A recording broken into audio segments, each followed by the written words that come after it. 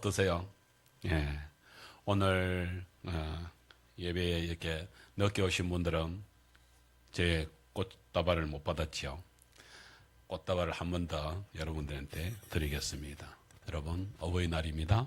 꽃다발을 한번 받아보세요. 아버지, 어머니로서 다시 한 번 더 여러분들에게 우리 내 가슴은 아니지만은 이 꽃을 받으시기를 바랍니다. 솔직히 저 영상을 우리 팀원 중에 한 분이 영상을 이렇게 저희들과 공유하고 싶어서 이렇게 저희들한테 보내주었습니다. 어제 저녁에 저 영상을 이렇게 받고 영상을 이렇게 쭉 나누면서 괜히 저희 어머니가 생각나고 부모님이 생각나고 또 아버지, 엄마로서 우리의 모습들을 한번 생각해 보면 좋겠다 싶어서 영상을 같이 나누었습니다. 오늘 어버이날 참 아버지가 간암으로 이렇게 돌아가신 한 분의 그 편지 내용 중에 일부를 소개하면서 설교를 시작하려고 합니다. 아버지, 그토록 원망스러웠던 당신이 오늘따라 왜 이리 그리운지요. 동부 콩밥과 소고기 묵국 그리고 동치미 한 그릇을 맛있게 잡수시던 모습을 한 번만이라도 볼 수 있다면 유난히 주름이 많으셨던 그 손을 잡고 아버지 고생 많으셨지요. 이제는 제가 편히 모실게요 라는 괜한 헛새를 한 번 더 부려볼 수 있다면 뱅석에서도 다 큰 자식을 800개에 뉘어보고 싶어서 하시던 당신의 사랑이 떠올라 당신이 마음에 사무치게 그립습니다. 40대 남성이 어떤 자기 아버지, 간암으로 돌아가신 아버지를 그리워하면서 쓴 편지가 인터넷에 나와 있더라고요. 여러분들과 함께 나누고 싶었습니다. 아버지는 그런 존재인 것 같습니다. 그래서 오늘 어버이날이고 또 이렇게 성도들과 함께 어떤 말씀을 나눌까 생각을 하다가 오늘 본문의 말씀을 찾았습니다.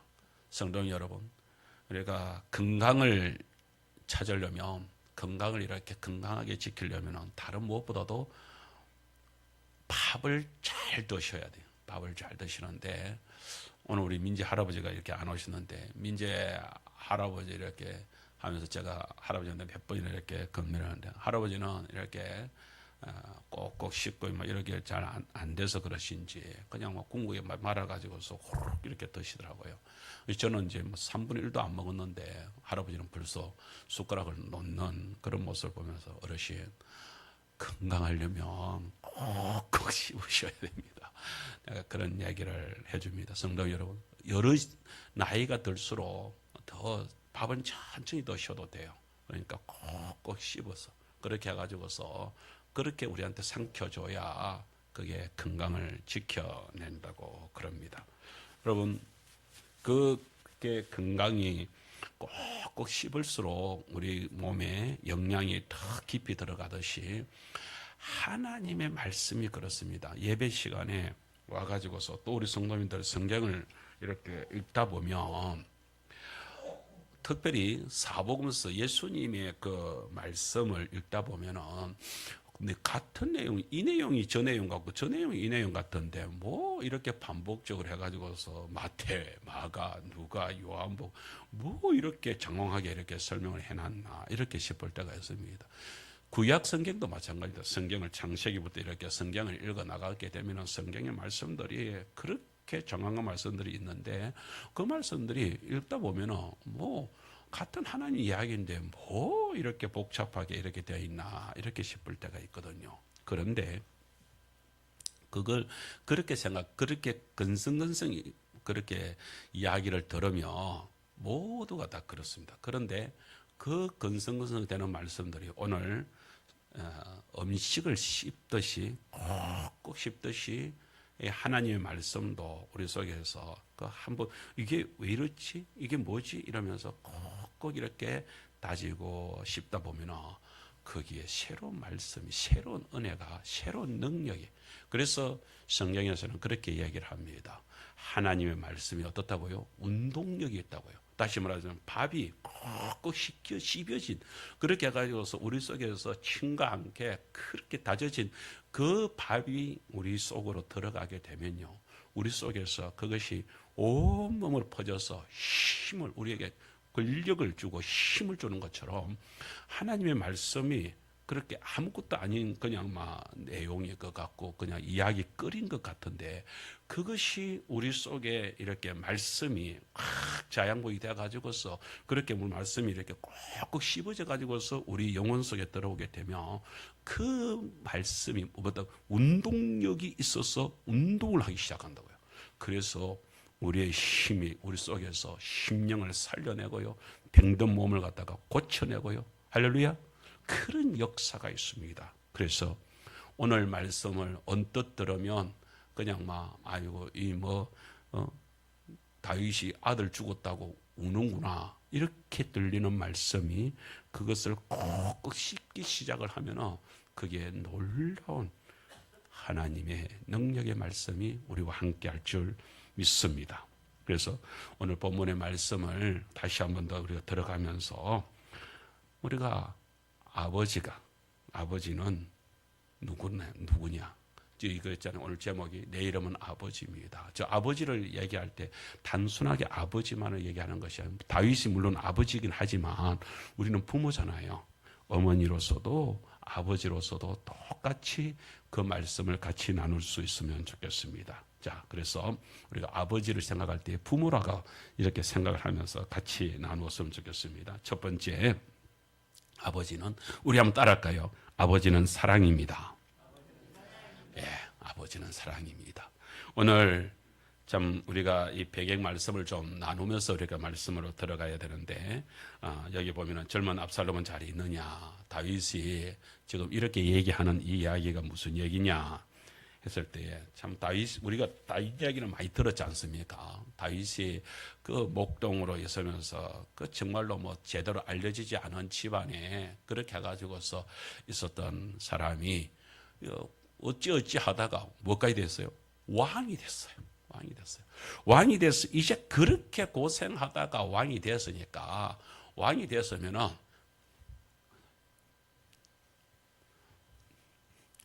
우리 손주사님한테 얘기해요. 손주사님 좀 이렇게 만져주라고. 그래서 우리 손주사님 이렇게 탁 깨어날 수 있도록. 주사님, 할렐루야.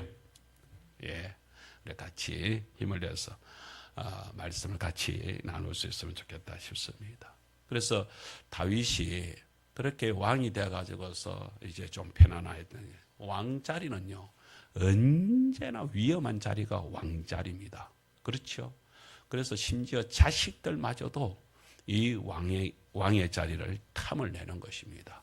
근데 그게 이제 다윗은 이렇게 뭐 여러 후궁들도 있고 막 이러니까 여러 여자들 가운데서 자식들이 참 많았습니다. 17이나 되는 아들들이 있습니다. 왕자들이죠. 그리고 뭐 공주도 있고 막 이런데, 그런데 거기에서 왕자의 난이 일어납니다. 그 중에 누가 있었냐? 압살롬이라고 하는 아들이 있습니다. 압살롬이 그 아버지 왕의 자리를 갖다가 뭐 그 속에 있는 내용을 다 얘기하려면 오늘 뭐 시간이 한도 없이 가니까 그 내용들은 다음에 우리가 더 알 수 있는 기회가 있을 것이라 생각을 하고, 어쨌든 그 다섯째 되는 압살롬, 이 압살롬이 다윗의 아들들 중에서는 유달리 이렇게 풍채도 좋고 이렇게 해가지고서 뭐 머릿결도 너무 좋아가지고, 그런데 얼굴도 아주 이렇게 잘난 아들 중에 아들이. 그래서 특별히 다윗은 그 압살롬을 특별히 더 아끼고 사랑했는데, 이 아들이 아버지의 왕위를 찬탈하기 위하여서 반역을 일으킵니다. 그래서 이제 전쟁을 일으키죠. 그렇게 해가지고서 아버지가 그렇게 해서 신하들과 함께 왕궁을 갖다가 도망쳐 나갈 때에 얼마나 급했던지 신발도 제대로 신지 못하고 그렇게 도망쳐서 겨우 이렇게 목숨을 건집니다. 그런데 다윗 왕에게는 장군들이 같이 있는 장군들 중에서 아주 출중한 장군들이 있습니다. 이 장군들이 있어가지고서 이제 다시 정비를 해가지고서 그 반역군 압살롬 군대와 이렇게 싸우러 나갑니다.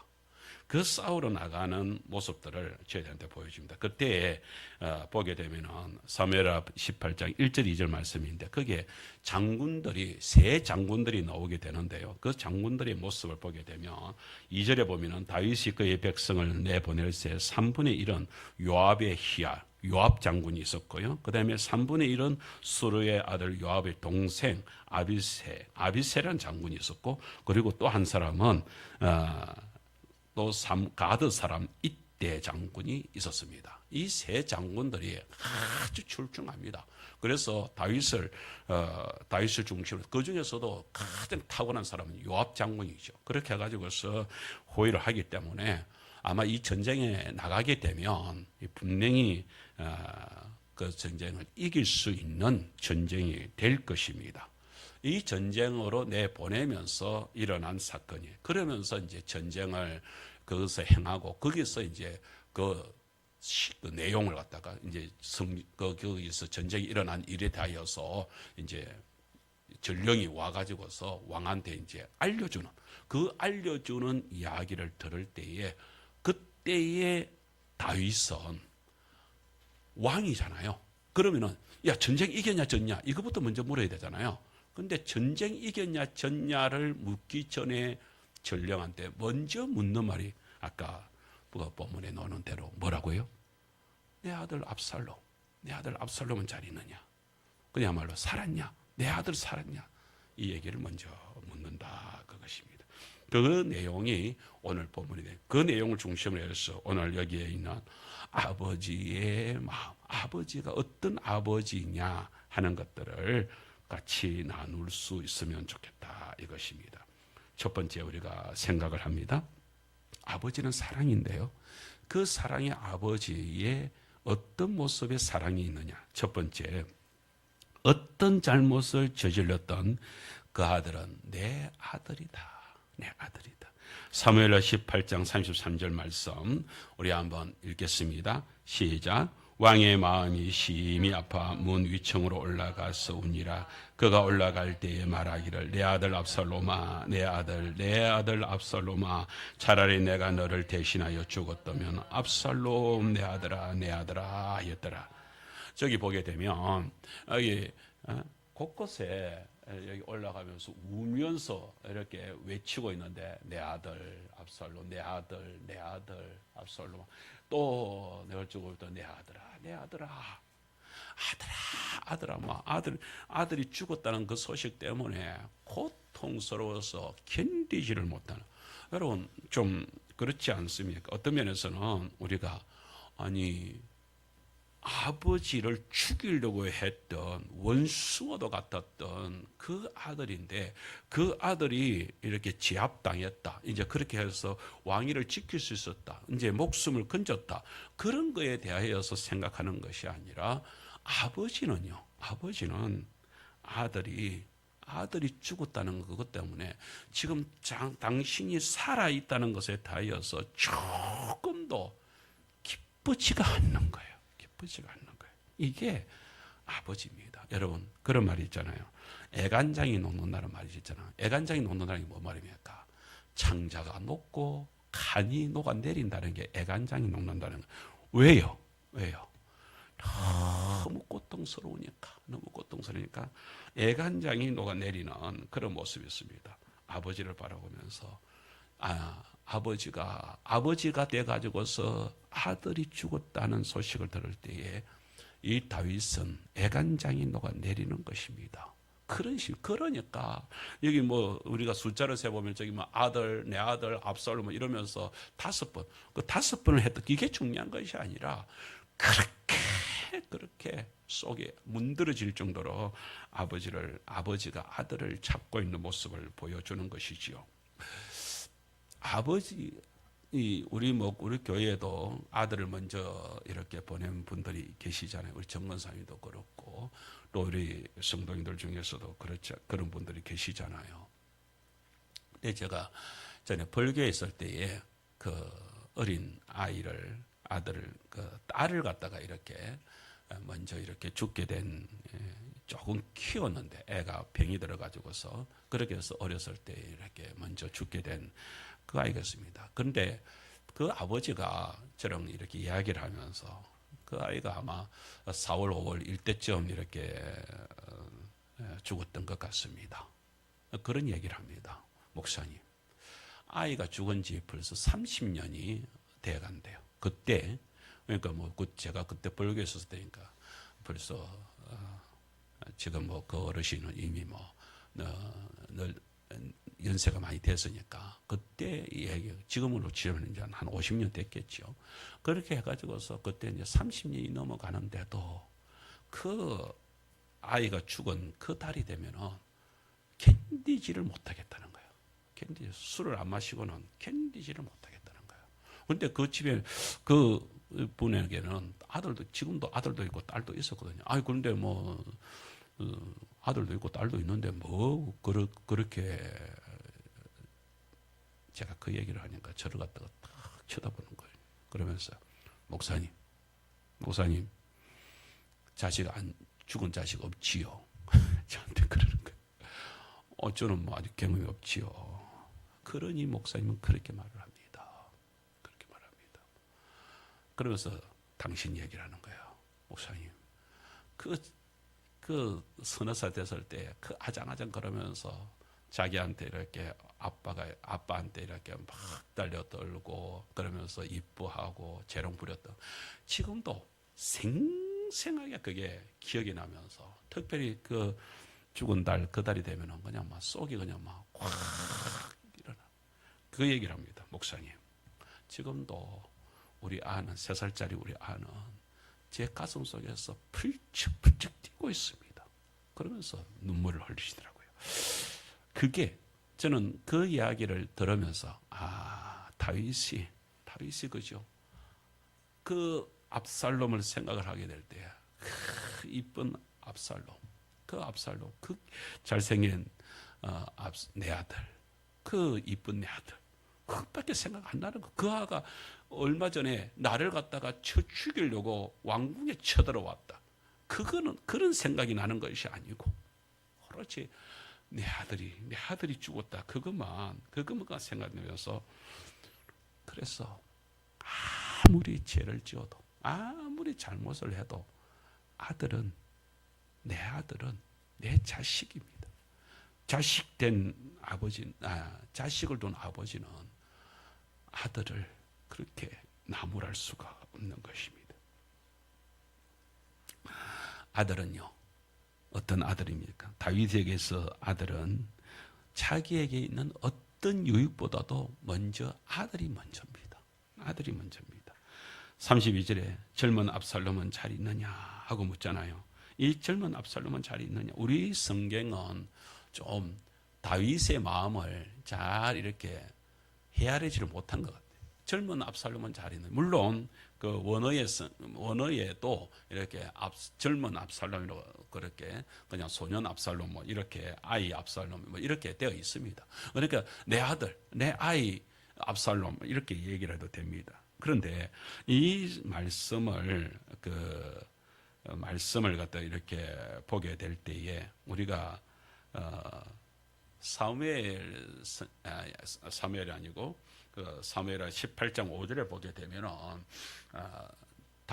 다윗이 장군들한테 이 아이를 갖다가 그 전쟁을 이제 가잖아요. 그래서 그 반역자들을 갖다가 이렇게 지하파로 보내잖아요. 그 보낼 때에 이런 말을 합니다. 저기 한번 보십시오. 우리 성경에는 이렇게 되어 있습니다. 왕이 요압과 아비새와 일대에게 명령하여 이르되 나를 위하여 젊은 압살롬을 너그러이 태워라. 예나 저기도 똑같이 젊은 압살롬이 되어 있잖아요. 똑같은 말입니다. 우리 지금 오늘 본문에 나온 젊은 압살롬하고 젊은 압살롬을 너그러이 태워하라 하니 왕이 압살롬을 위하여 모든 군지관에게 명령할 때 백성들이 다 들으니라. 왜 저렇게 얘기할까요? 저게 이유가 있습니다. 다윗이 자기 아들, 그 반역을 일으킨 아들, 분명히 장군들은 가면은 그 가정 지금 최고 누굽니까? 그 지휘자가 되는 압살롬만 죽이면 되잖아요. 그렇기 때문에 압살롬을 반드시 죽일 것이거든. 그래서 장군들에게 엄밀하게 명령했다가는 이게 먹히지 않을 것 같으니까 모든 군사들과 백성들이 다 듣는 가운데서 명령을 합니다. 내 아들을 뭐랍니까? 나를 생각해 가지고서 내 아들을 너그러이 너그러이 대우하라는 게 뭔 말이에요? 살려내라 이 말이잖아요. 근데 저 말씀을 공동 번역에서 좀 더 실감 있게 우리한테 설명을 해주고 있습니다. 제가 빨간 것이 돼 있는데 저 보세요. 뭐라고 합니까? 압살롬은 아직 철이 없으니 그 다음에 자기를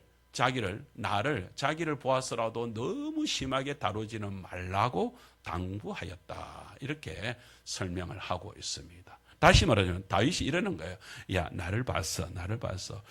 그 압살롬이 철이 없어가지고서 행한 일이니까 죽이지 마라이.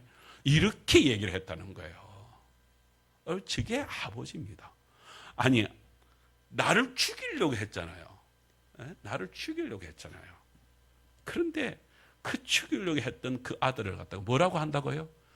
아들이 철이 없어서 그랬다. 철이 없어서. 그러니까 아들 죽이지 마라이. 여러분 이해가 되십니까? 어떤 면에서는 부모된 입장에서 들으시는 분들은 고개를 끄덕거릴 것입니다. 그렇지. 그런데 이게 부모가 되기 전에는요, 참 이게 잘 이해가 안 됩니다. 제가 그 전도사 시절 때 부산 재성동 교회에서 그 사역을 할 때, 그때 목사님이 아들이 첫 휴가를 왔는데 아들을 복귀를 군대 이제 휴가를 보내고 복귀를 시키는데 애가 어디서 근무를 했냐면 강원도 철원에서 근무를 했어요. 여러분 부산이지만 부산에서 강원도까지 가려고 하면 동해를 해가지고서 쭉 가려고 하면 얼마나 멀어요.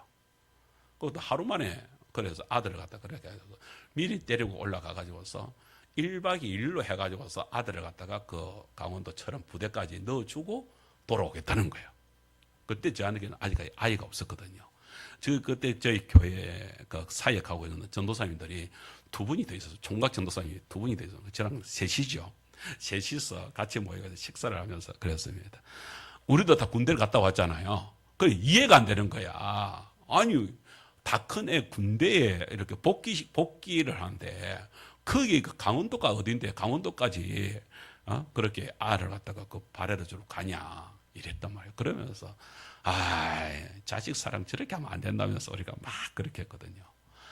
그런데 여러분 자식 둔 부모는요 남의 자식 함부로 욕하는 거 절대 아니고요. 남의 자식 그 사랑하는 거 그거요.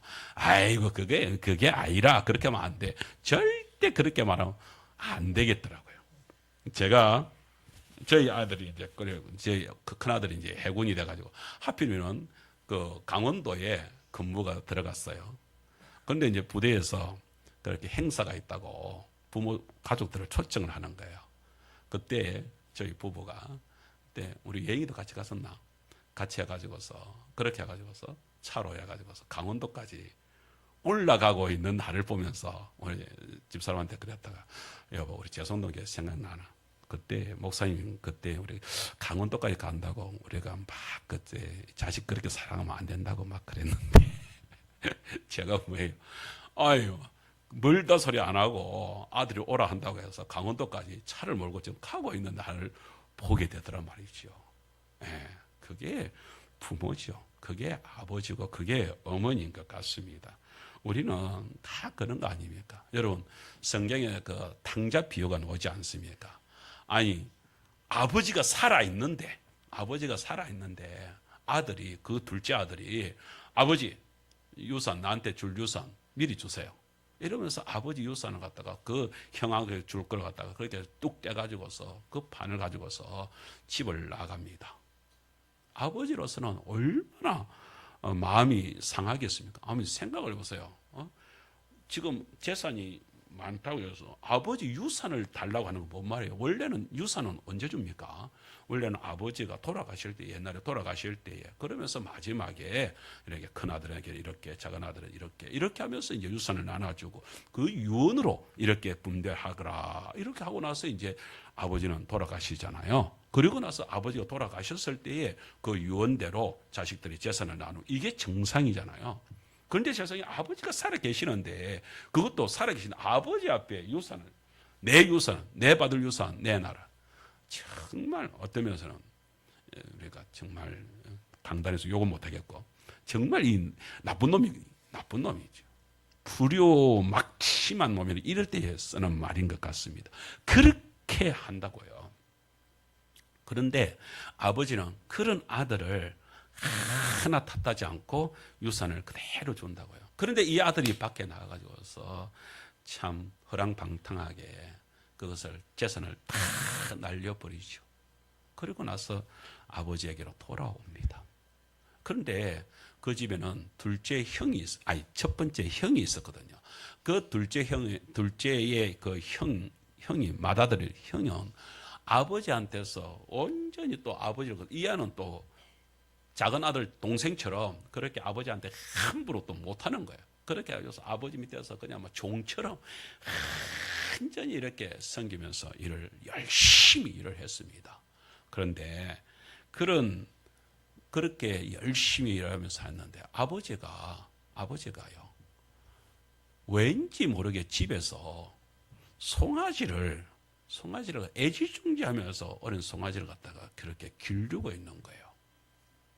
그래서 아무도 그 송아지를 손을 못 대게 하는 거예요. 그래서 왜 저럴까 이랬다고요. 그랬는데 세상에 큰아들이 집에 들어와 보니까 잔치가 동생이 돌아왔다는 것 때문에 잔치가 벌어져 있는데 마구간에 딱 가서 보니까 뭐가 없어요.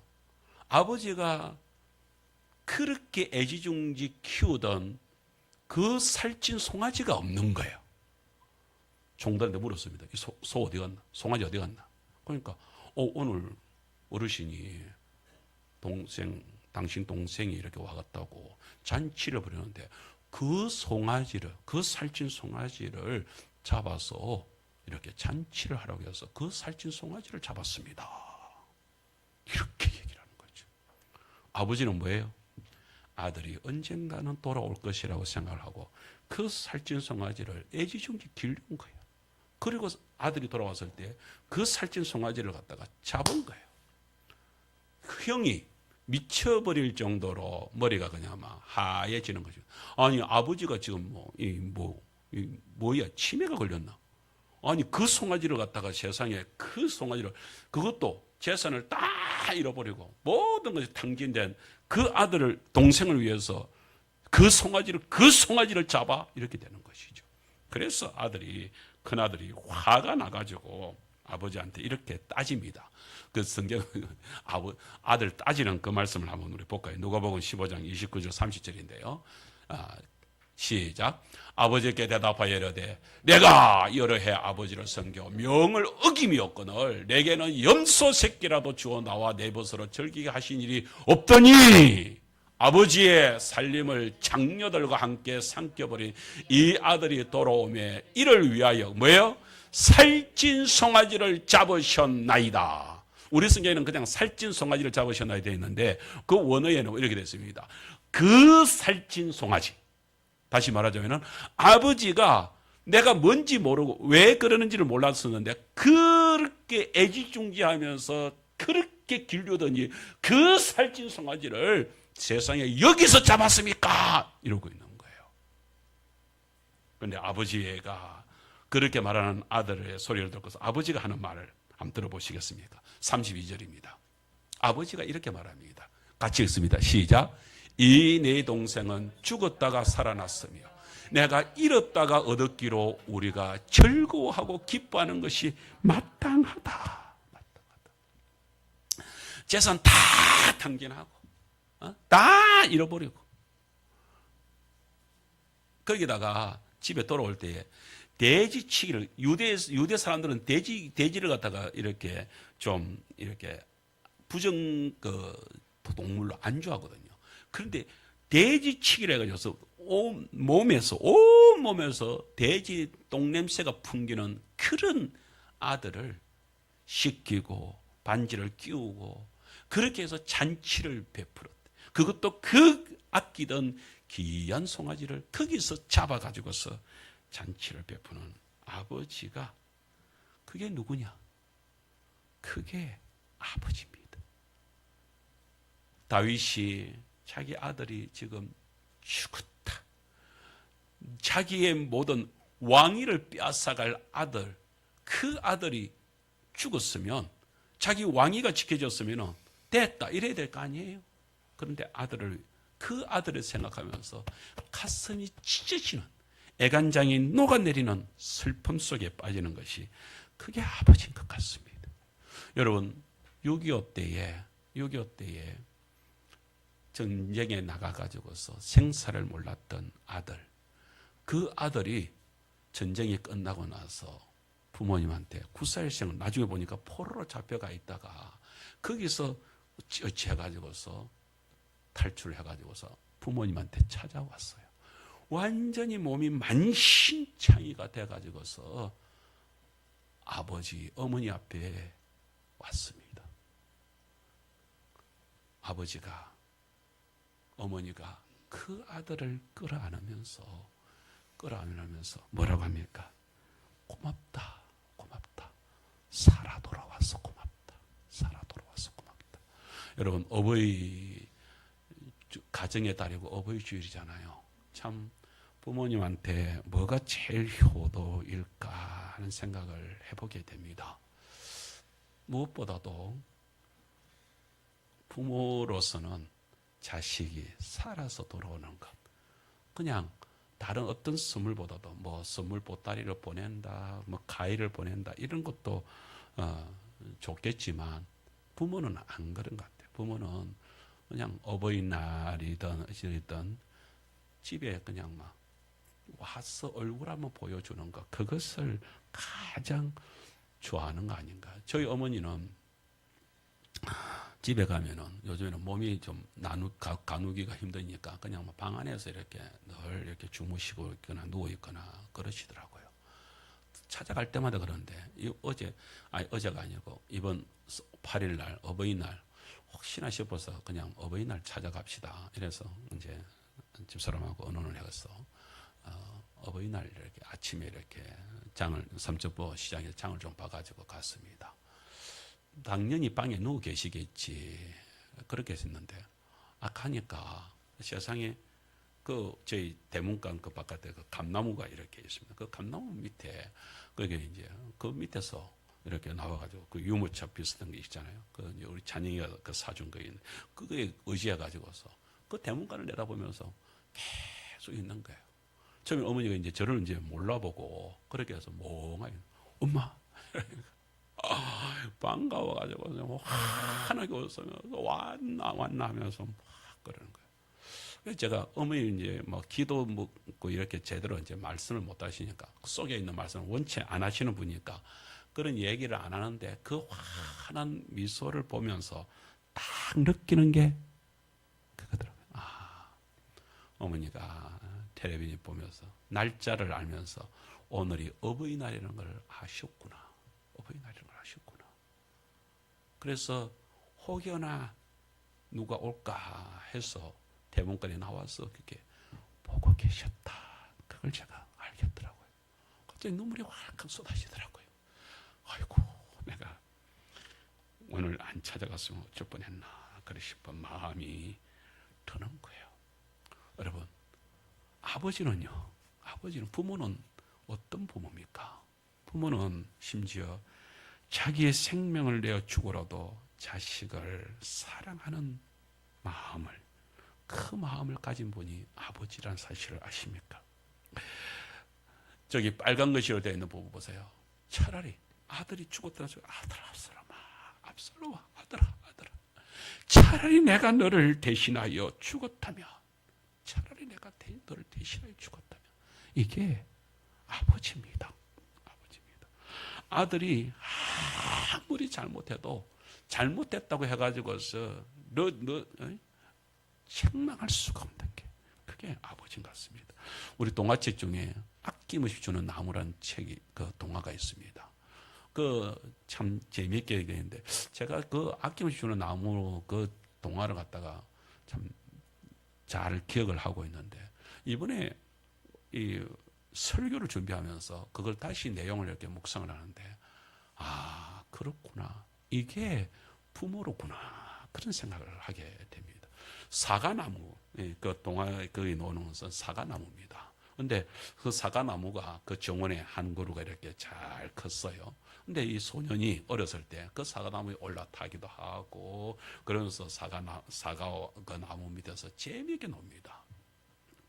그렇게 지내는데 사과나무는 그 소년과 함께 지내는 것 자체가 너무 행복해서 재미있게 지냅니다. 그런데 어느 날 이제 이제 그 소년이 이제 자라죠. 그런데 이제 돈이 필요하지 않습니까? 그러니까 사과나무가 얘기합니다. 네, 여기 있는 열매를 사과를 따서 이렇게 팔아서 그래서 네 그 돈을 써라. 그러면서 이제 장사를 해가지고서 그렇게 해서 사과를 팔아가지고서 생업을 지켜냅니다. 그런데 살아가면서 또 여러 가지 이것도 필요하고 저것도 필요하고 필요할 때마다 사과나무는 내 가지를 꺾어가라. 그리고 나중에는 자기 그 큰 둥지가 된 그 나무 그 둥지까지도 다 잘라서 너 필요한 대로 써라. 다 내줍니다. 이제 남은 것은 밑둥밖에 남아있지 않습니다. 그런 가운데서 소년은 나이가 들어서 노인이 되었습니다. 노인이 돼가지고서 그 밑둥만 남은 사과나무한테 왔습니다. 그랬을 때, 야, 이제 나는 너에게 줄 것이 아무것도 없는데, 이제 어떡하냐. 이러니까 소년이 그럽니다. 나는 무엇을 가지러 온 게 아니라 그냥 여기 쉬고 싶어서 왔어. 이렇게 얘기를 하죠. 그러니까 사과나무가 이렇게 얘기합니다. 아, 내가 지금 너에게 줄 건 없지만 이 밑둥이 잘려진 여기에 앉아서 쉬면 좋지 않겠냐. 그래서 마지막에 그 앉아서 노인이 된 소년이 앉아서 그 나무 밑둥에 앉아가지고 사과나무 밑둥에 앉아가지고 쉬면서 그 마지막 밑둥까지도 다 내어준 그 사과나무는 행복해 하였다 하는 이야기가 그 동화의 이야기입니다. 근데 갑자기 그 동화의 이야기를 제가 이렇게 쭉 읽으면서 이런 생각이 드는 거예요. 야, 이게 부모로구나. 이게 저는 저희 어머니 간증을 했잖아요. 어머니가 이렇게 신앙으로 돌아온 얘기를 몇 번이나 했는데 저는 처음에는 그래서 생각했습니다. 야, 내가 효를 열심히 하니까 어머니가 나한테 감동을 받아서 교회로 이렇게 오신 거지 이렇게 생각을 했습니다. 그런데 이번 어버이 주일을 맞이해서 가만히 생각하니까 아, 어머니는 다 주는 사과나무였구나. 사과나무였구나. 다 주는 사과나무였구나.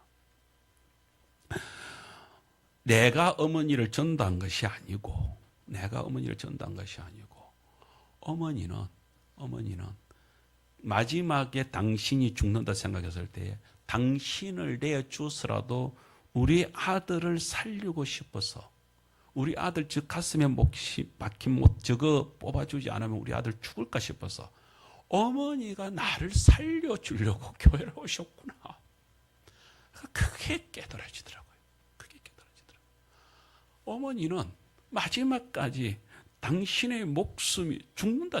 그 전에는 어머니가 교회를 절대 안 온다 했던 분이 당신이 죽는다 생각하니까 내가 죽는 건 아무것도 아닌데 내가 우리 아들 저 가슴에 저 박힌 저 모습이 뽑아지지 않으면 우리 아들 평생 저 모습을 안고 살아갈 건데 나 저거 어떻게 보냐. 어머니는 그래서 저한테 그렇게 얘기한 거예요. 나 교회 가줄게. 그렇게 얘기를 했다는 거예요. 그 사실이 오늘따라 새삼스럽게 더 와 닿는 거예요. 우리 엄마는 아낌없이 주는 나무였구나. 다 죽어도 목숨까지도 줘서라도 내 아들 살릴 수만 있다면 목숨도 줘야지. 그래서 우리 어머니가 교회를 나오셨구나 하는 생각을 하게 됩니다. 사랑하는 성도 여러분, 오늘 아버지 다윗이 아들을 이렇게까지 아끼고 사랑하고 위하는 마음을 보았습니까? 여러분, 이보다도 더 큰 사랑이 있습니다. 다윗은 아들을 위하여서 죽을 수 있으면 죽겠다라고 했지만 아들을 위해서 죽지도 못했을 뿐더러 아들을 살리지도 못했잖아요. 근데 우리 하나님은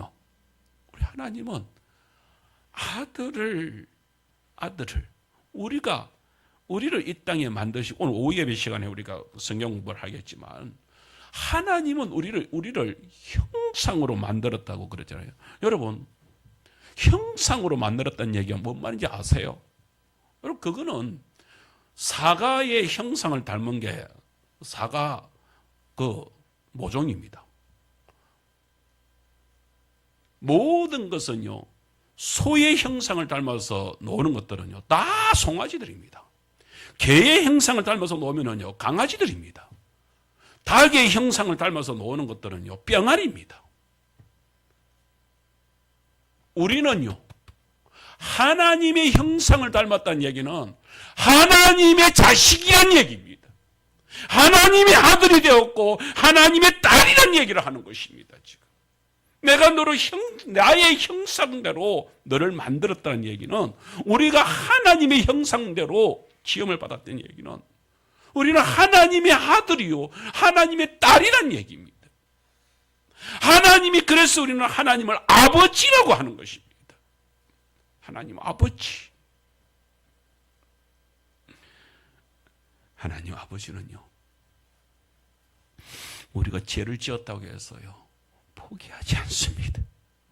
포기할 수가 없습니다. 에덴 동산에서 그 죄를 지었은 아담과 하와한테 그랬습니다. 정령 죽는데, 진짜 죽는데. 그 말은 무슨 말입니까? 애가 타는 심정으로 너 절대 이거 먹지 말해 그랬다는 거예요.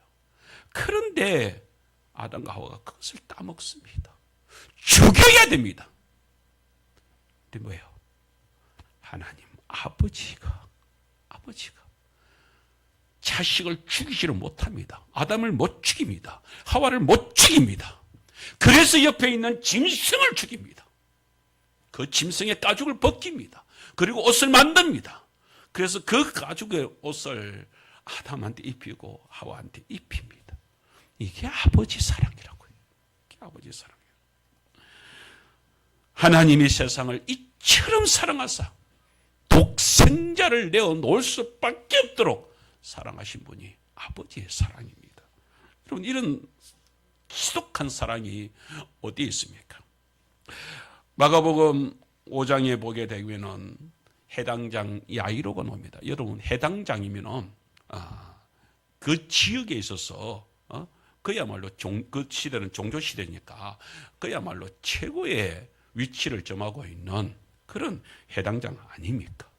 그런데 이 해당장한테는 딸이 있었습니다. 근데 그 딸이 아팠던가 봐요. 그런데 죽을 병에 걸렸던가 봐요. 뭐라고 합니까? 오늘 나와 있는데 한번 읽어볼까요? 해당장 중에 하나인 야이로라 하는 이가 와서 예수를 보고 발 아래 엎드려 간곡히 구하여 이르되, 예수를 보고 어떻게 해요? 발 아래 엎드렸다. 여러분, 종이 주인 앞에 엎드리듯이 해당장이 돼가지고서 그 지역에서 최고의 위치에 있는 해당장이 그 젊은 30대의 젊은 선생 예수님 앞에 엎드렸습니다. 누구 때문에? 딸을 살려내려고, 딸을 살리고 싶어서 엎드립니다. 그러면서 말합니다. 내 어린 딸이 죽게 되었사오니 오셔서 그 위에 손을 얹어서 그로 구원을 받아 살게 하소서. 이게 아버지입니다. 아버지는 이런다고요. 아버지는 또 놓습니다. 마가복음 9장에 보게 되면 귀신 들린 아들을 둔 아버지가 나옵니다.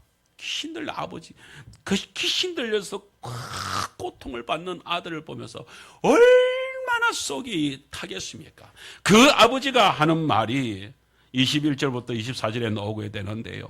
예수께서 그 아버지에게 물으시되 언제부터 이렇게 되었느냐 하시니 이러시되 어릴 때부터니이다. 귀신이 그를 죽이려고 불과 물에 차주고 던졌나이다. 그러나 무엇을 하실 수 있거든 우리를 불쌍히 여기사 도와주옵소서. 예수께서 이러시되 할 수 있거든이 무슨 말이냐? 믿는 자에는 능히 하지 못할 일이 없느니라 하시니 꼭 그 아이의 아버지가 소리를 질러 이르되 내가 믿나이다. 나의 믿음 없는 것을 도와주소서. 그래서 내 아들을 살려 주옵소서. 제발 내 아들을 고쳐 주소서. 이렇게 부르짖는 아버지. 저는 주님께서 이런 모습을 갖다 그 찬송가에서 너무나 잘 보이는, 제가 요즘 자주 부르는 찬송가 297장 찬송 있잖아요.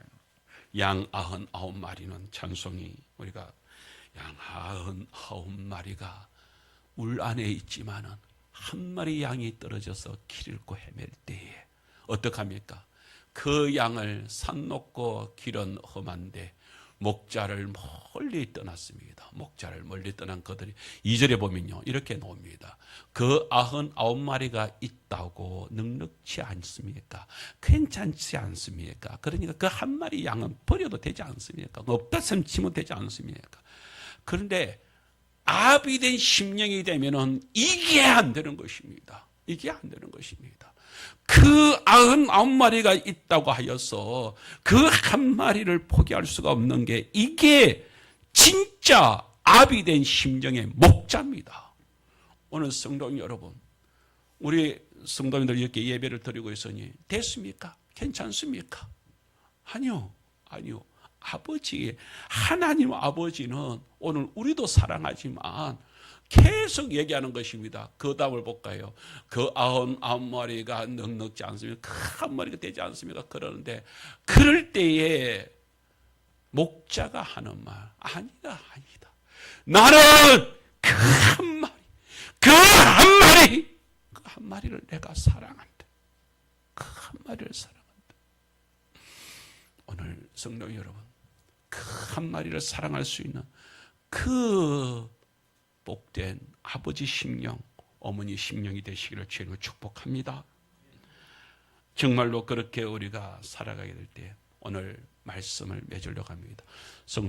어느 날 보니까 제가요 자식이면서도 어느 날 보니까 아버지가 되어 있습니다. 우리는 아버지의 위치에 있습니까? 어머니의 위치에서 부모의 위치에 있습니까? 그 부모의 위치에 있다면 아버지로서 어머니로서 자긍심을 가지고 살아가는 성도들이 되었으면 좋겠습니다. 거기에 이런 말이 있더라고요. 나의 이름은 아버지였습니다 라는 말이 있더라고요. 제가 그거를 한번 읽어드리겠습니다. 나의 이름은 아버지였습니다. 그 글이 이렇게 나옵니다. 나의 이름은 남자입니다. 남자는 그래도 되는 줄 알았습니다. 식구들이 모두 모여 기다려도 일이 있으면 늦어도 되는 줄 알았습니다. 아이의 생일은 기억 못해도 친구와 한 약속은 어김없이 지켜야 의리 있는 사나이인 줄 알았습니다.